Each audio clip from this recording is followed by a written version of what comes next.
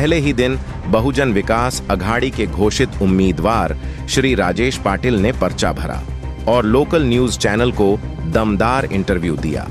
माननीय राजेश पाटिल जी ने विस्तार से लोकल समस्याओं पर बात की और साफ साफ बताया कि उनकी भविष्य के लिए क्या प्लानिंग है, क्या योजनाएं हैं। उनके इंटरव्यू को केशव भूमि एवं क्षेत्र के सभी लोकल मीडिया हाउस ने कवर किया। श्री राजेश जोश और आत्मविश्वास से भरे दिखे।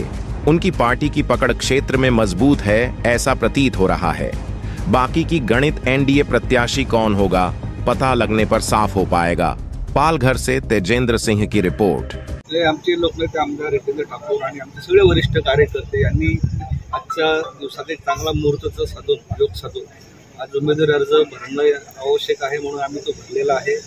आणि उमेदवारी अर्ज भरत असताना उमेदवार म्हणून जो निश्चित होणार आहे त्याला अजून वेळ आहे आणि त्याप्रमाणे जे वरिष्ठ नेते आमचे नाव आहेत त्या सगळ्यांनी मिळून एक उमेदवार निश्चित स्वरूपात पुढे दिला जाईल।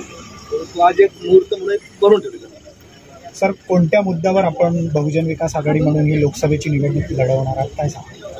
बहुजन विकास आघाडीचा मूळ अजेंडा तो म्हणजे विकास।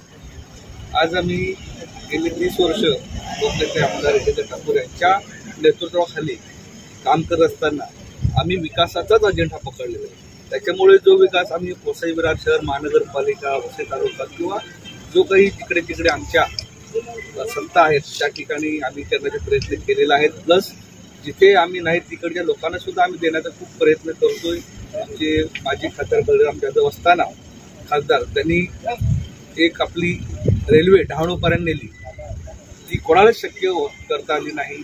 त्याचप्रमाणे वसईला जो निघणारा गॅस आहे तो गॅस गुजरातला जायचा, परंतु तो वापर इथे त्याचा होत नव्हता। त्यावेळी सुद्धा हा जो गुजरातवरनं गॅस पाईपलाईन इकडे पालघर जिल्ह्यातल्या लोकांसाठी आणली आणि त्याचं आज काम सगळ्या ठिकाणी चालू आहे। घरोघरी गॅस कनेक्शन मिळणार आहे। आणि त्याचप्रमाणे महानगरपालिका हद्दीमध्ये 3000 कोटी सॅटेलाइट सिटीसाठी महानगर खासदारसाहेब असताना म्हणजे एक खासदार हा लोकसभेला जाऊन काय करू शकतो हे एकदम चांगलं उदाहरण म्हणजे बलराम जाधव साहेब जे खासदार असताना त्यांच्या मागे असणारे भक्कम ताकदीने लोकनेते आमदार रितेंद्र ठाकूर। सर, आपलं जे म्हणजे सगळ्यांना जे माहिती आहे ते चिन्ह शिटी, त्याबद्दल अजूनही साशंकता आहे।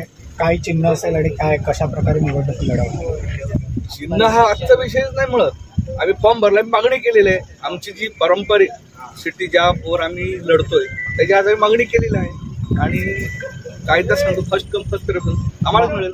महाविकास आघाडीचा उमेदवार जाहीर झालेला आहे, महायुतीचा उमेदवार अजूनही जाहीर नाहीये। आपण रिंगणात उतरलेला काय सांगता? मी रिंगणात वैयक्तिक उमेदवार म्हणून आज फॉर्म भरलेला नाही, त्याच्यामुळे असं सांगता येणार नाही मी रिंगणात उतरलोय। अजून खूप लोकांचे फॉर्म भरायचे। आमचे मनीषाताई आहेत, कडव साहेब आहेत, संतोष भोकले आहेत, बलराम जाधव साहेब इच्छुक उमेदवार, त्याच्यापैकी कोणतरी अजून निश्चित झालेलं नाही। बहुजन विकास आघाडी रिंगणात आहे, आप्पा रिंगणात आहे हे आम्ही मानून चालतोय। त्याच्यामुळे जे कोणी समोर उमेदवार असतील त्यांच्या पक्षाचे त्यांनी लढवतील, पण आमचा उमेदवार आप्पा या हिशोबाने आम्ही बहुजन विकास आघाडीचे कार्यकर्ते चालतो।